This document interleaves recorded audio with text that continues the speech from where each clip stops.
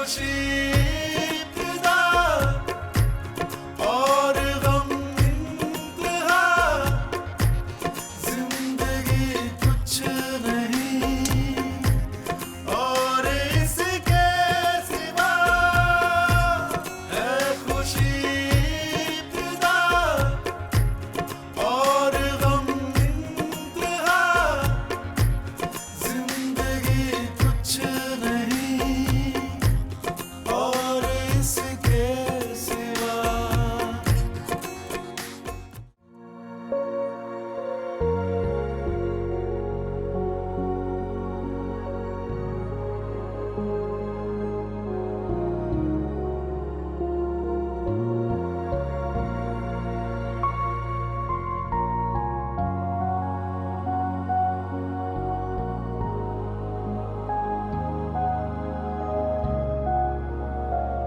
I am sorry मंशा, मुझे अंदाजा नहीं था बात इस हद तक बढ़ जाए। शहजाद आंटी किसी सूरत में मेरी हिमायत करने को तैयार ही नहीं है, मुझसे लड़े जा रही, उल्टा हिना की हिमायत कर रही हूँ। कि नफरत का ये आलम है कि मैं जानता हूँ कि वो तुम्हें इस घर में बर्दाश्त नहीं करती, ना ही उन्हें हमारी मोहब्बत काबिल कबूल। तो क्यों लाए तुम मुझे यहाँ पे? देखो, मुझे लगता है कि तुम हिना की खुलकर मुखालफत ना करो, हमें भी तुम्हारे खिलाफ हो जाएंगे। अच्छा, मेरे हक पर एक पराई लड़की बिना किसी रिश्ते के इस घर में आके बैठी हुई है, मुझसे ज्यादा उसकी इज्जत है। खानदान में किसी को पता चलेगा ना तो वो आपकी अम्मी की दिमागी हालत पर शक करेंगे। देखो, मैं तुम्हारे जज्बात की तारीफ करता हूं, लेकिन यही एक मौका जिसमें तुम बेबे के दिल में घर कर सकते हो। मुझे आंटी के दिल में ना अब घर करने का कोई शौक नहीं है शहजाद। मुझे समझ में आ गया कि वो मुझसे दुश्मनी मोल लेने का ना कोई मौका हाथ से जाने नहीं देती है। इस औरत की आंखों में मेरे लिए नफरत के सिवा कुछ है ही नहीं। उसके लिए मैं मंशा, प्लीज हालात को समझने की कोशिश करो। देखो, हमारे दरमियान कोई लड़ाई नहीं, कोई रंजिश नहीं। जो भी अना है वो बड़ों की है, जिसकी सजा हम दोनों भुगत रहे। शहजाद, मैंने हर जगह आंटी के आगे सर झुकाया, कभी अपनी मर्जी नहीं चलाई, जो आपने कहा वो माना। लेकिन अब बस हो गई है मेरी। मैं समझ गई हूँ कि बंटी क्या चाह रहे हैं। लेकिन तुम ये भी जानते हो कि मैं तुम्हें चाहता हूँ। शहजाद, तुम्हारे साथ रहना बहुत मुश्किल हो गया मेरे लिए। मंशा, मेरे होते हुए तुम्हें घबराने की जरूरत नहीं है, प्लीज। शहजाद, तुम हर वक्त तो मेरे साथ नहीं होते ना। इस घर में मुझे हर तरह का खतरा है, अकेले इन सबसे कैसे लड़ूंगी? मंशा, मैं तुम्हारा साथ कभी नहीं छोड़ूंगा, चाहे कुछ भी हो जाए। खुद को तन्हा मत समझो।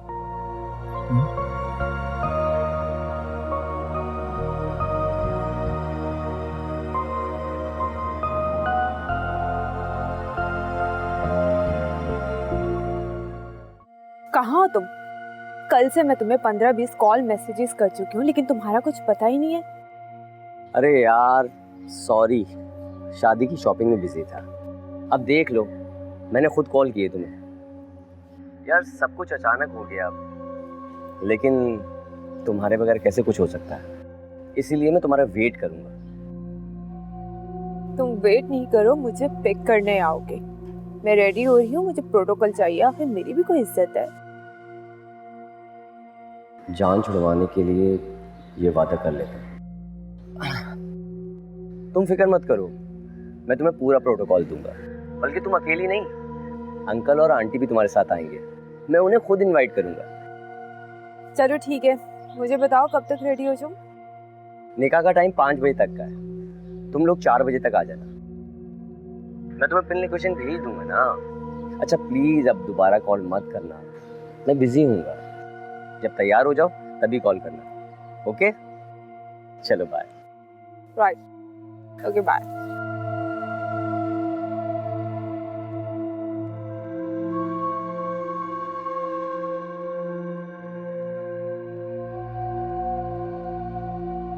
अब तुम तैयार ही रह जाओगी।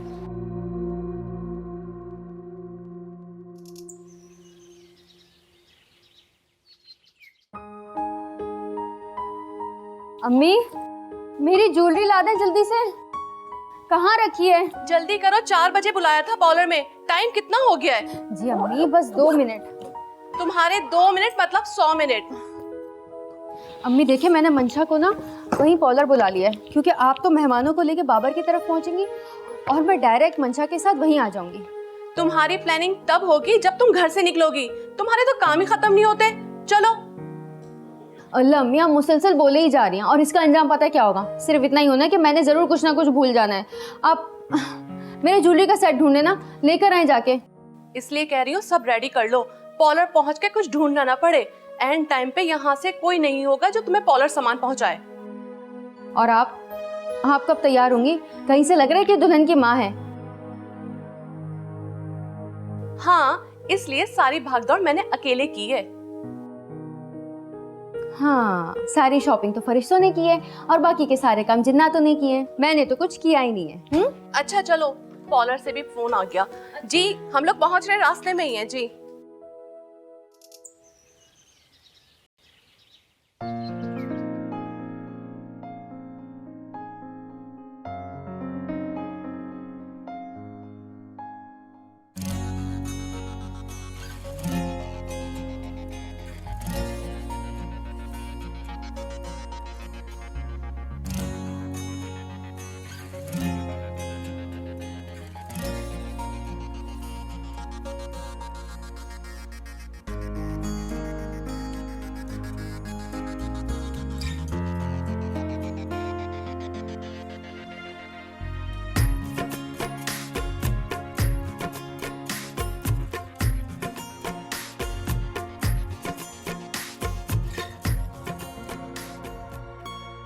बड़ी प्यारी लग रही हो। अब तुम अभी तक तैयार नहीं हुए? एक्चुअली मेरा मूड नहीं है जाने का। तुम तैयार हो जाओ, चली जाओ, बल्कि मैं ड्रॉप कराता हूँ। अरे पर तुम क्यों नहीं जा रहे हो? यार तुम जानती तो हो, बाबर से मेरी बहुत बार लड़ाई हो चुकी है। मैं नहीं चाहता कि मैं उसकी शादी पर जाऊं बुरे दिल के साथ।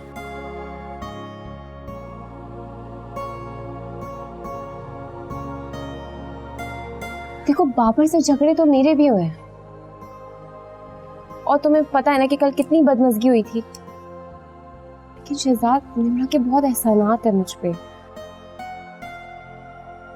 देखो निम्रा तुम्हारी दोस्त है। बाबर और निम्रा को अगर मैं जानता हूं तो तुम्हारी वजह से जानता हूं। बाकी मेरी उनके साथ कोई दोस्ती नहीं है। अरे तो कोई दुश्मनी भी नहीं है तुम्हारी। तुम्हें पता तो है कि मेरे अकेले जाने पर आंटी को एतराज भी हो सकता है। पर मुझे तो डर लगता है कि पता चला वापसी पर इस घर के दरवाजे मुझे खुले मिले भी कि ना मिले। मंशा तुम ऐसा क्यों सोचती हो? मेरे होते हुए तुम्हें परेशान होने की जरूरत नहीं है। फिर चलो ना। देखो, कल निम्रा की 2 बार कॉल आई थी, बल्कि वो तो मुझे कह रही थी कि अंकल और आंटी को भी ले आओ साथ। फिर तो अकेली घर में ही ना रह जाएगी। अच्छा बस, उसका नाम नहीं लो मेरे सामने।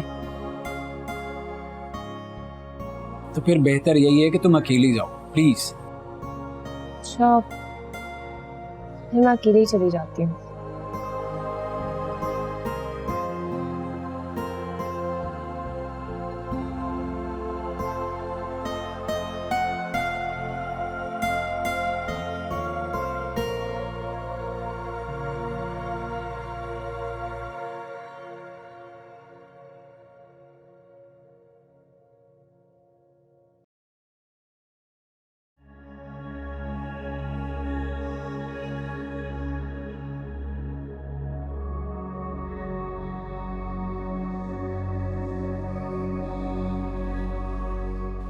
बाबर ने कहा था 4 बजे तक आ जाएगा। 2 घंटे गुजर गए हैं, ना बताया ना कॉल की।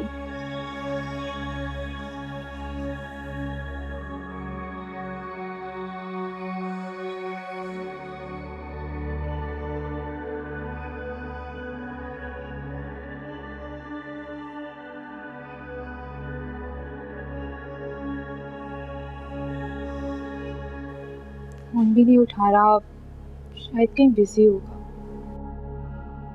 बेटा तुम यहाँ खड़ी हो? मैं तो तुम्हारे हुक्म के मुताबिक ना पूरे 5 बजे तैयार हो गया था। तो तुम्हारी आंटी जो है वो पिछले 3 घंटे से ड्रेसिंग टेबल पे शीशे के सामने बैठी है, वो दे लिपस्टिक पे लिपस्टिक। और मैं तुझे बताऊं, और जब तक शीशा खुद शर्मा के नहीं ना चटक जाता, उसने नहीं हिलना वहां से। अंकल आपको तो पता है बाबर अकेला है, किसी काम में बिजी होगा, बस आ जाएगा थोड़ी देर में। आ ही जाएगा। अब देखा, मैंने कहा था ना आ जाएगा, आ गया। मैं देख के आती हूँ। तो क्या देखेगी बावली, उसको ये नहीं पता कि ये हॉर्न हमारी गाड़ी का है। मैं देखता हूँ।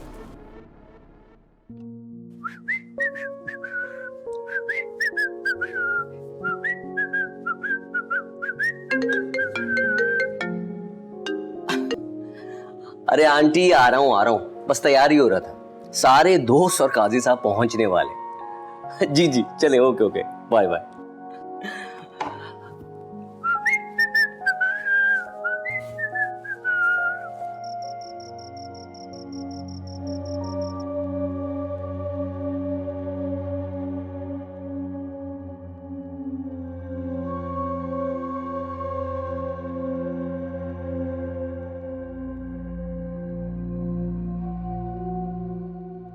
तुम्हारे बगैर कैसे कुछ हो सकता है, इसीलिए मैं तुम्हारा वेट कर रही हूं।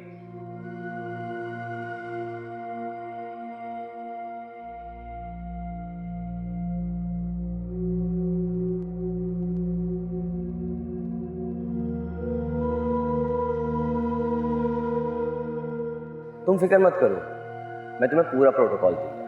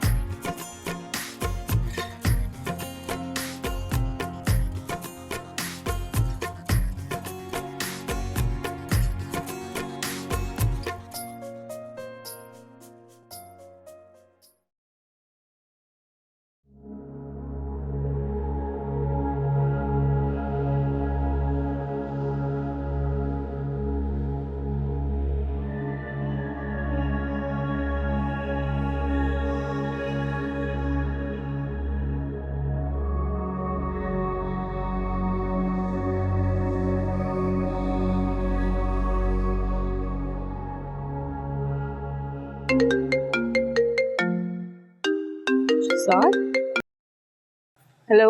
हाँ शहजाद, खैरियत है सब? क्या ये क्या बोल रहे हैं आप? हाँ मेरे मालिक। अच्छा मैं 1 सेकंड बाबर को कॉल करती हूँ, ठीक है? Shit.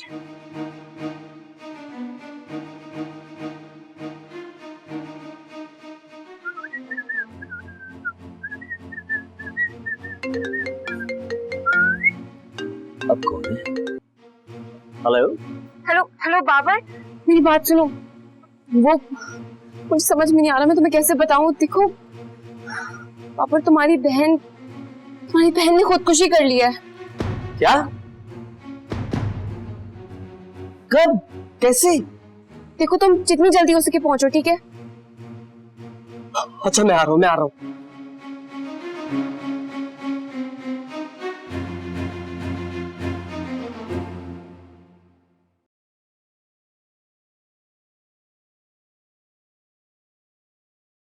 आंटी ये सब कैसे हो गया? बेटा शुक्र अदा करो इसकी जान बच गई। अगर थोड़ी और देर हो जाती तो खुदा ना खास्ता। शुक्र है अल्लाह का। वैसे ये सब करने की जरूरत क्या थी? शादी के लिए तो मना किया था। दिलों के सौदे होते हैं, किसी को पाबंद थोड़ी किया जा सकता है। मुझे क्या मालूम था कि जरा सी बात के लिए इतना बड़ा कदम उठा लेगी ये। बेटा बात जरा सी तो नहीं है। अगर तुमने ऐसे ही करना था तो इसको आस दिलाने की क्या जरूरत थी? वो तो शाम से तैयार होकर बैठी थी कि तुम उसे लेने आओगे। सही कह रही हैं आप, मुझसे बहुत बड़ी गलती हो गई। वो निकाह के कामों में लगा हुआ था इसलिए भूल गया था। खून के रिश्तों को फरामोश कर दिया तुमने। मैंने आपको कहा ना कि मैं भूल गया था। अगर वो सारी गोलियां हिना फांक लेती जो आखिरी वक्त में आकर मैंने इसके हाथ से छीनी है, तो सोचो क्या होता। इस वक्त तुम्हारे पास मातम करने के सिवा कुछ नहीं होता। आंटी वो कहा ना मैंने कि मुझसे गलती हो गई। याद रखना बेटा, दुनिया का हर रिश्ता मिल जाता है, लेकिन माँ बाप बहन भाई एक बार जिंदगी से चले जाएं तो दोबारा वापस नहीं आते। आंटी वो आपने इसे डॉक्टर को तो दिखाया है ना? बेटा अगर इसे हॉस्पिटल लेके जाते तो खुदकुशी का केस बन जाता, तुम पर भी और हमारे ऊपर भी। मलिक साहब एक जानने वाले डॉक्टर को लेकर आए थे, उन्होंने देखा बस ये नींद की पिल्स खाई हुई है, उनका असर है, थोड़ी देर में उठ जाएगी। या अल्लाह तेरा लाख लाख शुक्र है, तूने बच्चे की जान बचा ली। पता नहीं क्या हो जाता।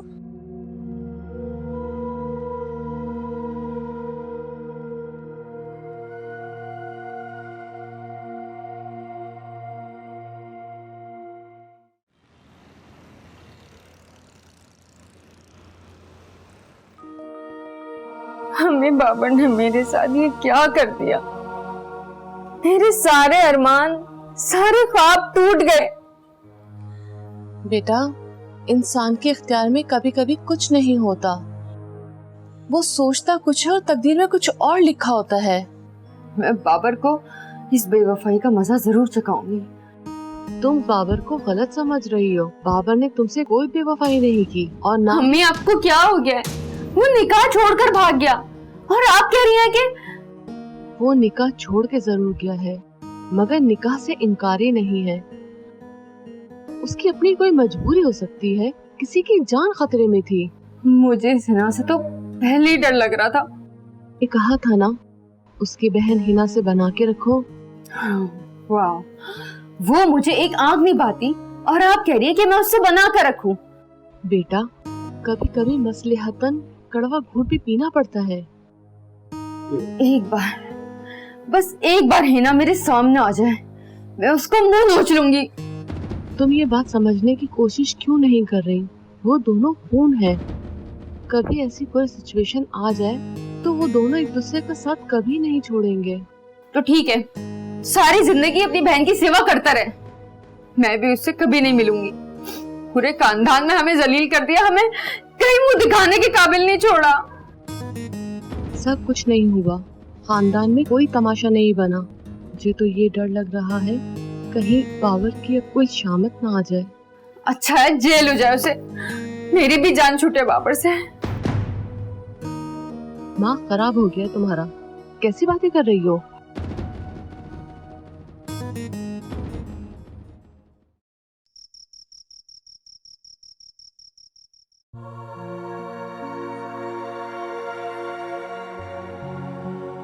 सो जाओ, अब किसका इंतजार कर रही हो?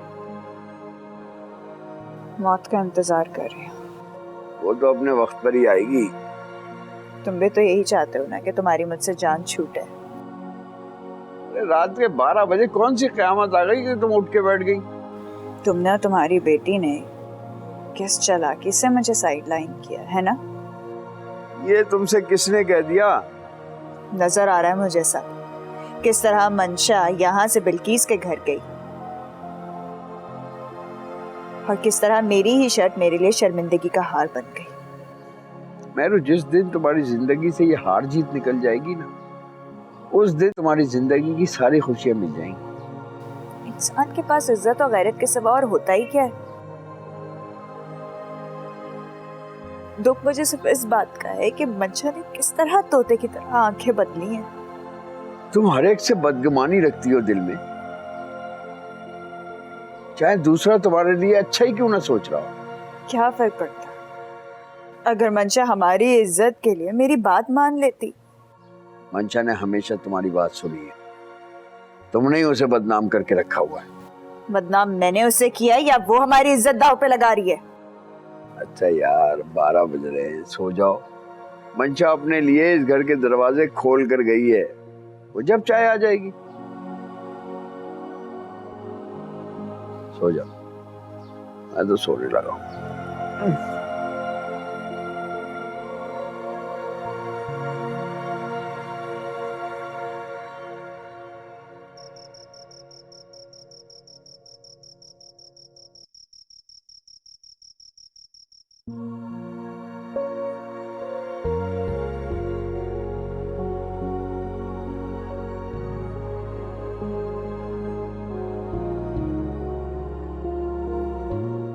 क्या हुआ है? मेरे ख्याल में बाबर हिना को ले गया है ना? ऐसा कुछ भी नहीं हुआ, बाबर भी यहीं पर, और जब तक उसकी बहन को होश नहीं आ जाता वो लोग यहाँ से नहीं जाएंगे। तो तुम देखकर तो आओ ना। इससे मुझे तो लगता है कि हिना ने सारा ड्रामा किया ताकि बाबर की शादी में मसले हो जाए। मुझे तो इन दोनों बहन भाइयों की चालाकियां समझ में नहीं आती, इंतहाई झूठे हैं दोनों।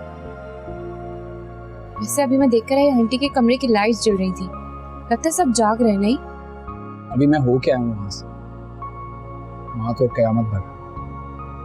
जाहिर सी बात है, घर में इतना बड़ा हादसा होते होते बच गया। वो अब्बू बहुत ही परेशान। आंटी मेरे बारे में कुछ कह रही थी क्या? ऐसा हो सकता है वो तुम्हारे बारे में कुछ ना कहे। खैर, मैं हिना को देख कर आता हूँ, अगर उसको होश आ गया तो दोनों बहन भाइयों को चलता कर।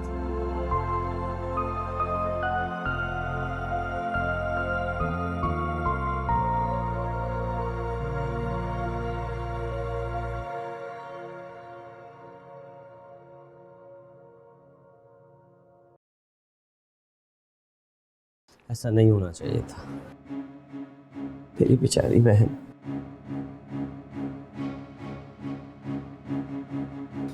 मंशा को हिना पर हाथ नहीं उठाना चाहिए था, बेचारी रो रो कर हलकान पड़ी हुई थी, बेहोश है, होश में भी नहीं है। मैं ये थप्पड़ भूलूंगा नहीं। देखो बेटा, मंशा ने थप्पड़ बिला वजह नहीं मारा। जाओ पूछो जाकर उससे किस बात का हक जता रही थी वो मुझ पर। ये तुम्हारे सामने तुम्हारी माँ खड़ी है ना, इनसे पूछो पूछो कि ये बार बार हिना को क्यों इनवाइट करती थी। कोई तो वजह होगी ना, वरना कोई इतने दिन अपने घर में किसी को थोड़ी ना रखता है। आप लोगों के घर में क्या कुछ होता रहा मुझे तो पता ही नहीं है। बेटा, ऊंच नीच हर घर में हो जाती है। मैंने उसे बेटियों की तरह बना कर रखा है यहाँ, और उसी बेटी को अपनी बहू के हाथ बिठवा दिया। वाह, यही चाल थी ना आपकी। बल्कि नहीं नहीं नहीं नहीं, चाल तो इसकी थी और पुष्ट बनाई आपकी। सुनो बाबा, मेरे ही घर में खड़े होकर तुम नए फितने को हवा दे रहे हो। मैं तुम्हें इस बात की इजाजत नहीं दूंगा। मुझे अपना हक मांगने के लिए किसी की इजाजत की जरूरत नहीं है। अगर मेरी बहन को कुछ भी इस घर में हो जाता ना, तो क्या मैं आप लोगों को माफ करता? लेकिन ऐसा कुछ हुआ तो नहीं ना। तुम इस वक्त अपनी बहन की हिमायत में उठकर आ गए हो, लेकिन उस वक्त कहाँ थे जब हिना इस घर को अपना घर समझ के बैठी थी। मेरी बहन को वर्गलाने वाले भी आप ही लोग हैं।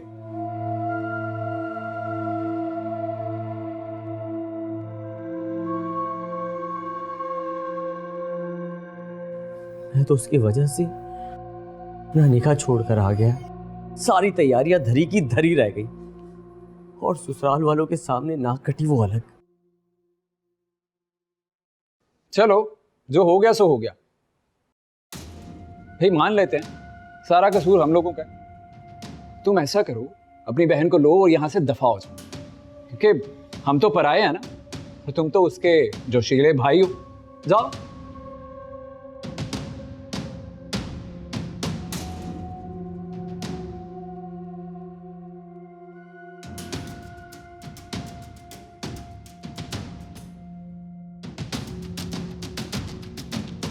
ले जाओ तुम इसे, शौक से ले जाओ। एक दिन तुम्हारी बहन इस घर की इज्जत बनकर आएगी, मेरा वादा है तुमसे, बेबी का वादा।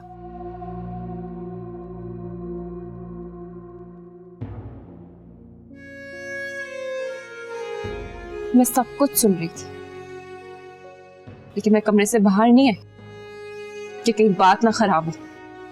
बात तो खराब हो चुकी है।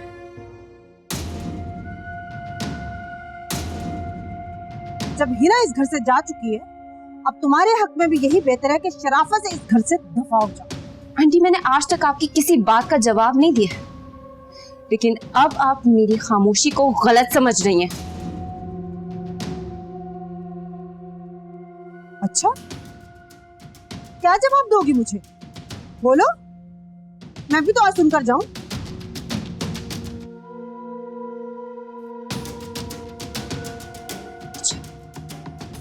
आप मुझे अपनी बहू तस्लीम करें या ना करें, लेकिन निकाह नाम पे मेरा शौहर आपका बेटा ही है। यही तो गलती हो गई मुझसे, वरना तुम जैसी लड़की से जान छुड़ाना मिनटों का खेल था मेरे लिए। लेकिन ये मिनटों वाला खेल सदियों में भी पूरा नहीं होगा। सुन रहे हो उसकी जबान कैसे तड़तड़ चल रही है? और हिना को देखा था तुमने? उसके ऊपर कयामत गुजर गई, लेकिन मजाल है उसने मेरे सामने एक लफ्ज भी बोला हो, जरा भी जबान खोली हो। और इसको देखो आंटी, इस घर पे मेरा हक है और शहजाद पर मेरा दावा। मैंने आज तक किसी के साथ कोई ज्यादती नहीं की, लेकिन अब अपने साथ जुल्म भी बर्दाश्त नहीं करूंगी मैं। बेबे प्लीज, क्यों नए हंगामे की तरफ जा रही हैं आप? हिना घर चली तो गई है। हिना तो जाकर भी इस घर में वापस आ सकती है, लेकिन ये लड़की, इसको एक लम्हा भी अब मैं बर्दाश्त नहीं करूंगी। आगे जाकर शायद मेरे दिल में इसके लिए मोहब्बत का जज्बा पैदा हो जाता, लेकिन आज गज भर की जबान देकर मैं इसे कभी बर्दाश्त नहीं करूंगी, कभी माफ नहीं करूंगी। सुन रहे हो? तो आप क्या समझती हैं कि मुझे इस घर से निकाल कर आप अपने बेटे से जुदा कर देंगी? मुझे भूल है ये आपकी। अगर मैं इस घर में नहीं रहूंगी तो तुम भी इस घर में नहीं रहोगे।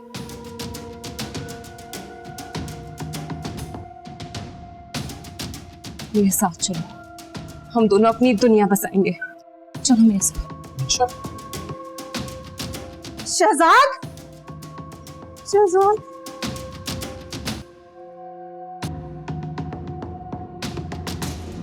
मंशा, मंशा मेरी बात तो सुनो। चलो मंशा, चलो। रुको। मंशा, हम इस तरह से घर से नहीं जा सकते। अगर हम ऐसे जाएंगे तो लोग समझेंगे कि हम मैदान छोड़कर भाग रहे हैं।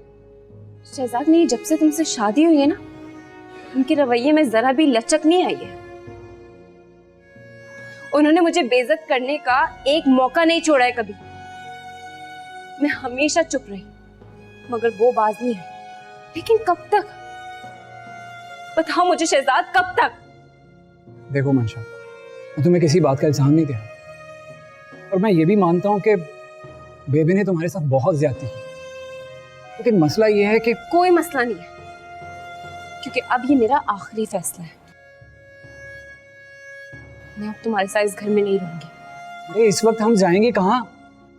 गाड़ी में सो जाएंगे, किसी फुटपाथ पर रात गुजार लेंगे, लेकिन यहाँ नहीं। लेकिन तुम ये भी तो सोचो कि अचानक घर से कोई कट गया तो कोई इमरजेंसी भी हो सकती है।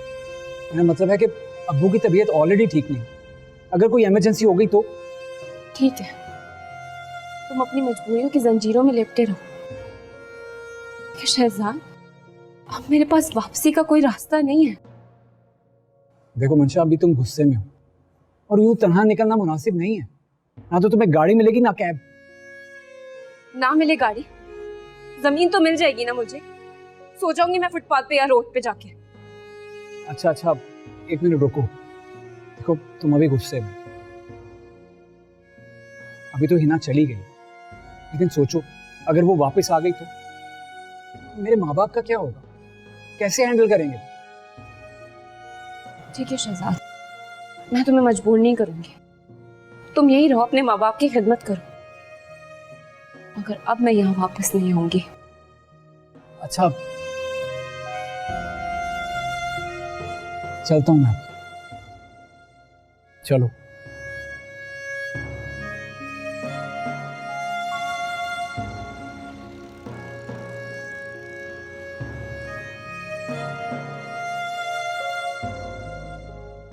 देखो मंशा, बात समझने की कोशिश करो। मैं इस पोजीशन में नहीं हूँ कि शहजाद, मैं भी इस पोजीशन में नहीं हूँ कि मैं घुट घुट के जीने की कोशिश करूं।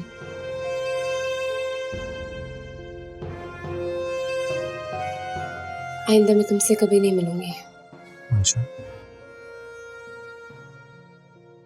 मंशा मेरी बात तो सुनो। मंशा, वक्त गर्दिश में है दायरे की तरह, दूर जाएगा जो पलट आएगा।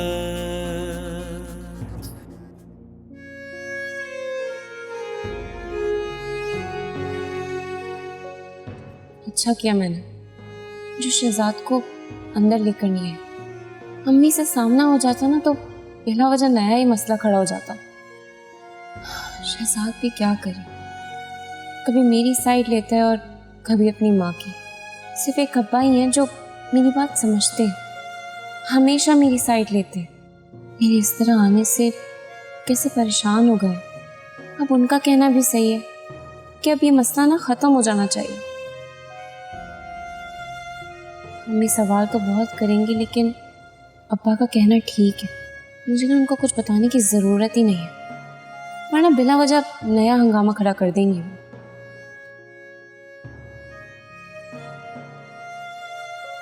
अब मैं खुद ही शहजाद से बात करूंगी, क्योंकि अब ये सब कुछ मुझसे बर्दाश्त नहीं होता है। मुझे जल्द से जल्द इस मसले का हल निकालना ही होगा।